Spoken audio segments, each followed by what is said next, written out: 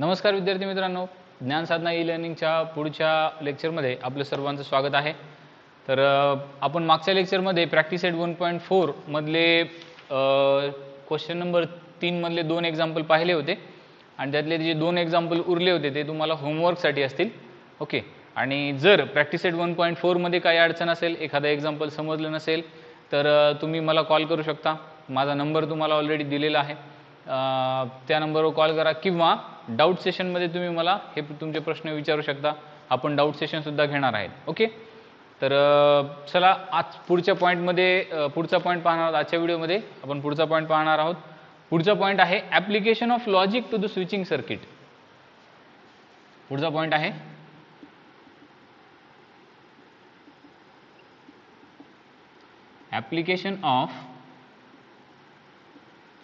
application of logic to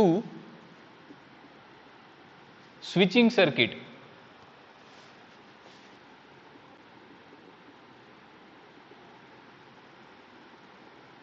okay. application of logic to switching circuit. अशा पद्धती पहा. Switching circuit म्हणजे काय? एखादं इलेक्ट्रॉनिक्स आयटम जे असतात त्याच्यामध्ये ग्रीन चिप असते पहा. ओके. ग्रीन चिप कशा पद्धतीची असते? त्याच्यावर तांब्याचे काही लाईन्स गेलेले असतात किंवा सर्किट गेलेलं असतं. किंवा तुम्ही तुमचं बोर्ड पाहिलेलं आहे घरी. तुम्ही ते फॅनसाठी ट्यूबसाठी जे बटन दाबता आणि बंद म्हणजे चालू करता बंद करता त्या बटनासाठीचा जो बोर्ड असतो त्या बोर्डच्या मध्ये सुद्धा एक सर्किट तयार केलेलं असतं. बरोबर आहे. सर्किट म्हणजे काय? त्या सर्किटचा उपयोग काय होतो? ते सर्किट जर तुम्ही ऑन केलं, बटन ऑन केलं म्हणजे काय? सर्किट ऑन करतायत. बरोबर आहे. सर्किट ऑन केला की तुमचा लाईट काय होतो? ग्लो होतो किंवा लाईट चालू होतो. बरोबर आहे. त्याचप्रमाणे मॅथमॅटिक्समध्ये लॉजिकल जे स्विचिंग सर्किट आहेत ते सुद्धा तसेच वर्क करतात. जर तुमची जी की आहे ती ऑन असेल तर तुम्ही काय करणार? तो लॅम्प ग्लो होतो असं कन्सिडर करणार. जर तुमची की ऑफ असेल तर तुमचा लॅम्प ग्लो होत नाही असं तुम्ही कन्सिडर करणार. तर त्यामध्ये 2 प्रकारचे स्विच आहेत, क्लोज्ड स्विच आणि ओपन स्विच. ओके. आता नॉर्मली काय वाटतं? क्लोज म्हणजे काय? बंद असं वाटतंय. पण मॅथमॅटिक्समध्ये क्लोज्ड म्हणजे काय? चालू आणि ओपन म्हणजे काय? बंद. थोडंसं आपण इथं उलट कन्सिडर करणार आहोत. ते कशा पद्धतीने कन्सिडर होते ते पहा. तुम्हाला डायग्राम पाहिल्याच्या नंतर तुम्हाला समजून जाईल. पहा, पहिलं आहे क्लोज्ड सर्किट.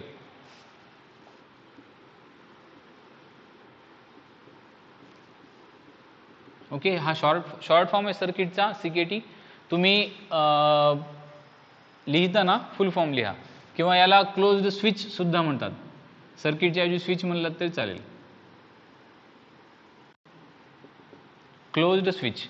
क्लोज्ड स्विचची डायग्राम कशी असणार आहे पहा. करंट या साईडनं समजा असा आहे, या साईडपर्यंत फ्लो होतोय. हा एक वायर आहे आणि हा एक वायर आहे. करंट इकडून इकडं फ्लो करायचा आहे. पण याच्यासाठी तुम्हाला एक टॅब असते. ही टॅब जर इथं टच झाली तर तर ते सर्किट पूर्ण होईल. बरोबर आहे. म्हणजे ही टॅब अशी इथं टच झाली तर करंट इकडून इकडं फ्लो होईल. बरोबर आहे.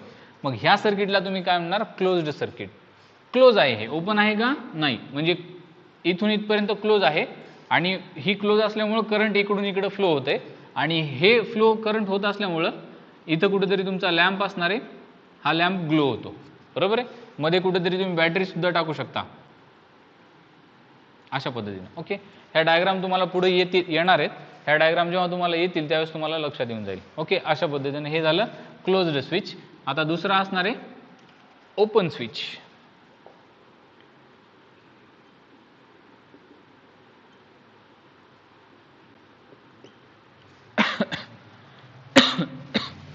दुसरं काय असणार आहे?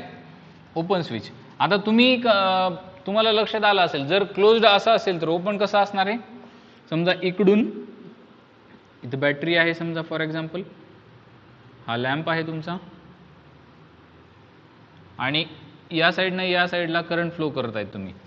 हा लॅम्प बॅटरी नाही घेतलं तरी चालतंय. ओके. फक्त सर्किट लक्षात घ्या. जर कन्फ्युजन होत असेल लॅम्प आणि बॅटरीमध्ये तर सध्यापुरतं सर्किट पहा. ओके. सध्या हे क्लोज्ड सर्किट आणि ओपन सर्किट. आता ओपन सर्किटला काय असणार आहे? ओपन सर्किट असल्यावर आपण म्हणलं होतं की करंट फ्लो होत नाही, बरोबर आहे. मग करंट फ्लो होत नाही याचा अर्थ हे एकमेकांना टच होतील का? होणार नाहीत. म्हणजे याची डायग्राम कशी असणार आहे? अशी. मग या सर्किटला तुम्ही काय म्हणणार? Open circuit. किंवा या स्विचला तुम्ही काय म्हणणार? Open switch. ओके. तर याच्यामध्ये स्विच अँड लॉजिकल कनेक्टिव्स असा एक पुढचा पॉईंट आहे, तर तो पॉईंट आपण पाहूयात आता. हे ओपन आणि क्लोज्ड स्विच सगळ्यांना लक्षात आले असतील अशी अपेक्षा करतो.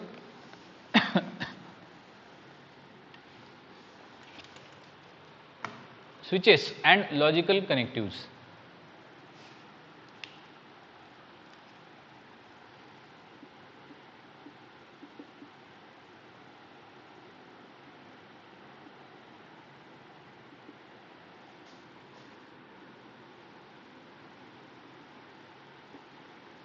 Switches and logical connectives.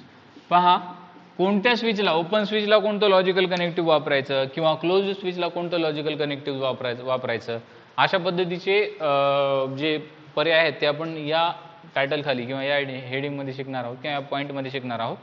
तर पहा, स्विचेस आणि लॉजिकल कनेक्टिव्ह याच्यामध्ये दोन टाईप येतात.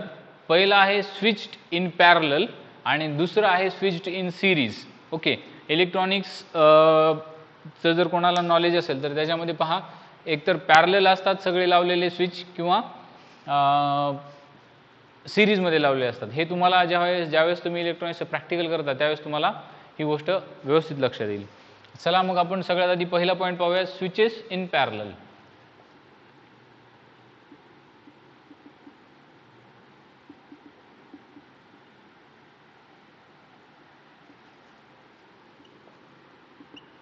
पॅरललचा अर्थ काय असतो? एकाखाली एक, बरोबर आहे, एकमेकांना टच होत नाहीत अशा पद्धतीच्या स्विचला, समजा लाईन्स असल्या तर अशा पद्धतीच्या लाईन्सला तुम्ही पॅरलल लाईन्स म्हणता. मग स्विच सुद्धा अशाच पद्धतीची काय असतात. पहा, आता इथं आपण पूर्ण सर्किटचा वापर करूयात म्हणजे तुम्हाला कळून जाईल. इथं असणार आहे तुमचा लॅम्प, पॉझिटिव्ह आणि negative, sorry battery, positive negative. इथं असणार आहे तुमचा लॅम्प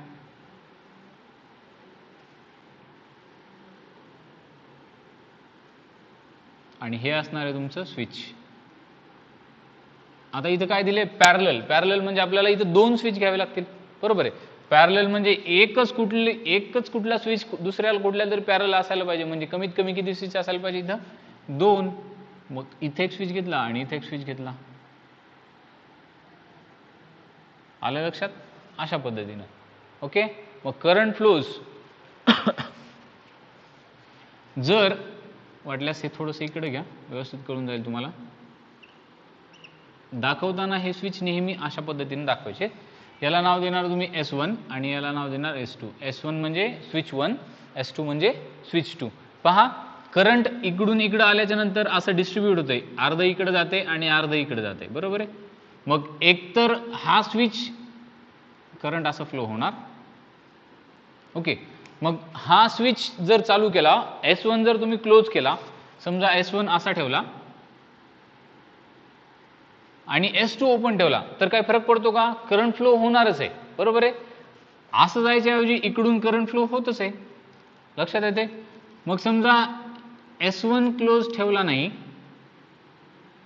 आणि S2 क्लोज ठेवला, S1 ओपन ठेवला आणि S2 क्लोज ठेवला, तरीही करंट फ्लो होतं, बरोबर आहे. तरीही करंट फ्लो होते. म्हणजे तुमचा काय, लॅम्प ग्लो होतो. पहिल्या कंडिशनमध्ये पण झाला, दुसऱ्या कंडिशनमध्ये सुद्धा लॅम्प ग्लो होतो. आता तिसरी कंडिशन काय?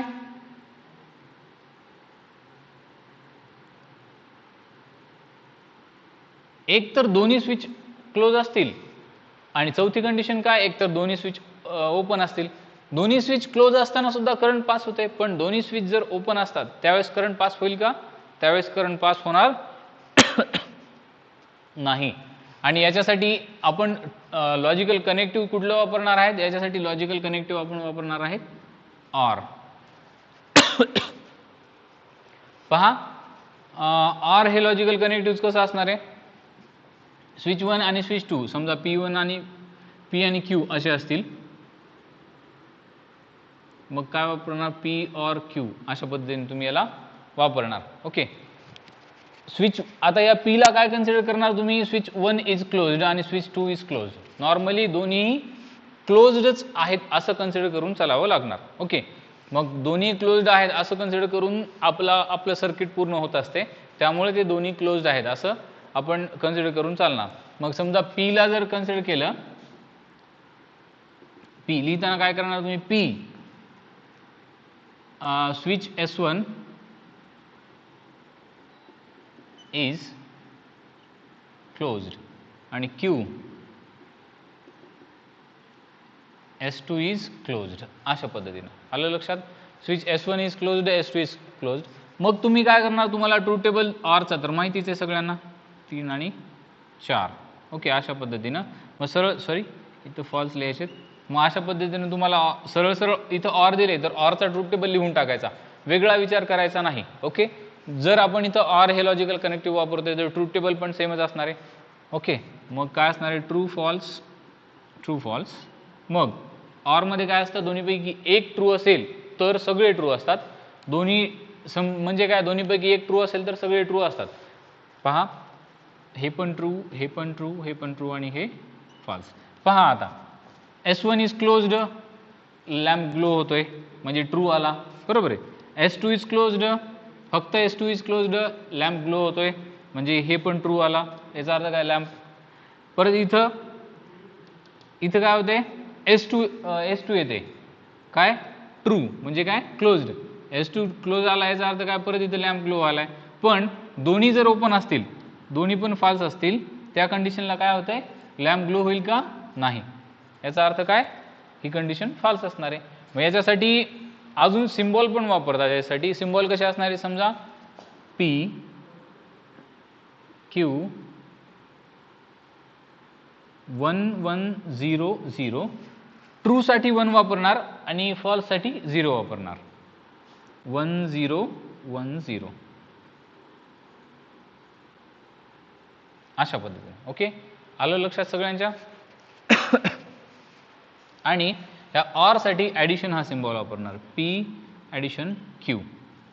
अशा पद्धतीने हा झाला तुमचा स्विचेस इन पॅरलल स्विच असल्याच्या नंतर त्याचा ट्रूथ टेबल कसा असतो तुम्ही कन्सिडर कसं करणार, आणि त्याची वेल लेबल्ड म्हणजे काय, S1 S2 दिले, इथं तुम्ही बॅटरी लिहिली आहे, लॅम्प दिला आहे, करंट फ्लोज कुठून कुठं होतोय, सगळे लेबल दिले. ते अशा पद्धतीची डायग्राम तुम्हाला काढणं अपेक्षित असतं. ओके, हा झाला पहिला पॉईंट. आता दुसरा स्विचेस इन पॅरलल झाला. आता दुसरा पॉईंट काय आहे, स्विचेस इन सिरीज.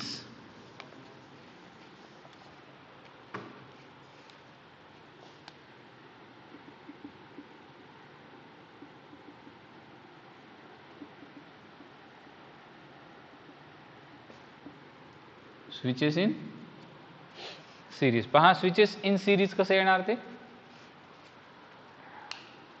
सिरीज म्हणजे काय, पॅरलल म्हणजे असं होतं एका खाली एक, बरोबर आहे.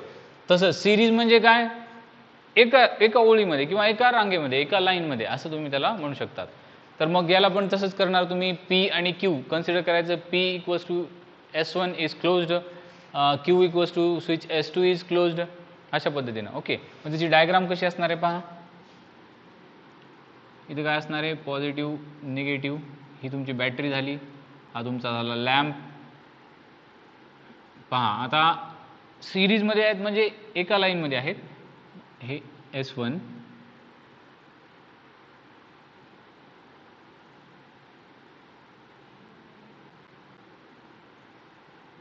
S1 S2 अशा पद्धतीने. ओके, करंट फ्लो इकडून होणार इकडं,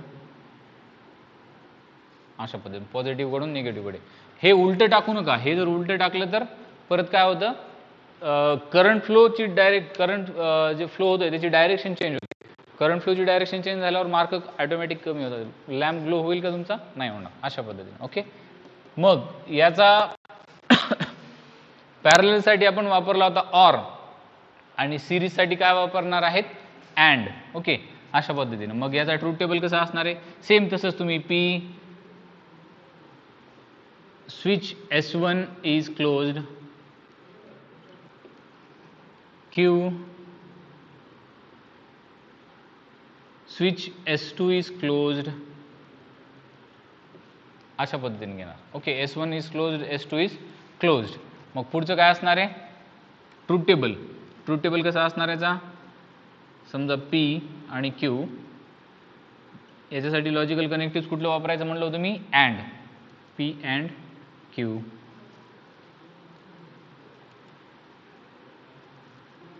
दोन ट्रू, दोन फॉल्स, ट्रू फॉल्स,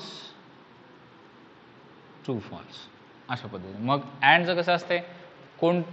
दोन्ही जर ट्रू असतील तरच ते ट्रू असते. Okay, otherwise all conditions are false. पहा अशा पद्धतीनं. मग पहा आता हा जो ट्रूथ टेबल आहे या सर्किटला व्यवस्थित बसतो का ते पाहूयात आपण. पहा, दोन ट्रू आहेत म्हणजे दोन्ही स्विच क्लोज्ड आहेत. क्लोज्ड आहेत म्हणजे दोन्हीतून करंट पास होत आहे. म्हणजे दोन्हीतून करंट जर पास झालं तर तुमचा लॅम्प ग्लो होणार आहे. बरोबर आहे. मग समजा Q म्हणजे S2 क्लोज करून ठेवला आहे, सॉरी ओपन करून ठेवला आहे, आणि हा S1 क्लोज केला आहे, तर करंट पास होणार आहे का? नाही होणार. तसंच S1 क्लोज ओपन ठेवला आहे आणि S2 क्लोज ठेवला आहे, करंट पास होणार आहे का? नाही. दोन्ही ओपन ठेवलेत, करंट पास होणार आहे का? नाही. म्हणजे ह्या तिन्ही कंडिशनला फॉल्स येणार आहे. फक्त जर आणि जर हे दोन्ही स्विच जर क्लोज्ड असतील तर आणि तरच ते करंट पास होणार आहे. याचा अर्थ काय? दोन्ही ट्रू असतील तर त्याची व्हॅल्यू ट्रू येणार आहे. मग 1 आणि 0च्या फॉर्ममध्ये याचा ट्रूथ टेबल कसा आहे तो पहा. 1 1 0 0 1 0 1 0. मग याच्यासाठी काय लिहिणार तुम्ही? P डॉट Q असे लिहिणार. Okay, dot. अँडसाठी काय वापरणार? डॉट. ऑरसाठी ॲड वापरलं होतं, ॲडिशनचं सिम्बॉल. आता इथं डॉटचं सिम्बॉल वापरायचं. मग इथं काय 1 × 1 1 असते, किंवा 1 or 1 sorry 1 and 1 1, otherwise all are zeros. आलं लक्षात? तर अशा पद्धतीनं स्विचेस इन पॅरलल आणि स्विचेस इन सिरीज असे दोन्ही स्विचेस आपण इथं पाहिलेले आहेत.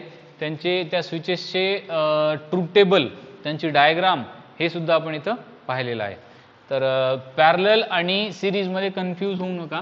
बरेच विद्यार्थी पॅरलल काढायचं म्हणलं की सिरीजमध्ये काढून ठेवतात आणि सिरीजमध्ये डायग्राम काढा म्हणलं की पॅरललचे डायग्राम काढून ठेवतात. ओके, तर ह्या गोष्टी तुम्हाला लक्षात आल्या पाहिजेत. कोणत्या डायग्रामला पॅरलल म्हणायचं, कोणत्या डायग्रामला सिरीजमध्ये म्हणायचं. ओके, तर पहा याचं एक निगेशन सुद्धा असतं. थोडक्यात तुम्हाला एक निगेशन सांगून देतो. Pचं निगेशन, समजा P जर तुम्ही ट्रू ठेवला आहे तर हा काय असणार आहे? फॉल्स असणार आहे. म्हणजे दुसऱ्या फॉर्ममध्ये P आणि निगेशन P, सॉरी P आहे, इथं जर 1 ठेवला तर इथं काय येणार आहे? 0 येणार आहे. ओके, आलं लक्षात तुमच्या? मग याच्यामध्ये P अँड निगेशन P चा जो रूल आहे, P and negation P is equals to always lamp glow. L म्हणजे काय? Lamp glow. अशा पद्धतीने असतं. आणि P and negation P lamp glow, sorry ह्याला निगेशन लॅम्प ग्लो करा. Negation of lamp glow. कशामुळे निगेशन? कारण ह्या कंडिशनमध्ये लॅम्प ग्लो होत नाही. ओके, आणि P ऑर निगेशन P असेल तर ह्या कंडिशनमध्ये लॅम्प ग्लो होतो. ओके, ही सिम्पल L म्हणजे काय? Lamp glow. आणि निगेशन ऑफ L म्हणजे काय? लॅम्प ग्लो होत नाही. तर अशा पद्धतीचे आपण त्याचे ट्रूथ टेबल वगैरे पाहिलेले आहेत. Switches in series, switches in parallel आणि त्याचा कॉन्व्हर्स सुद्धा पाहिलेला आहे. तर याच्यावरचे जे एक्झाम्पल आहेत ते आपण पुढील व्हिडिओमध्ये पाहूयात. आजच्या व्हिडिओपुरतं एवढंच. धन्यवाद.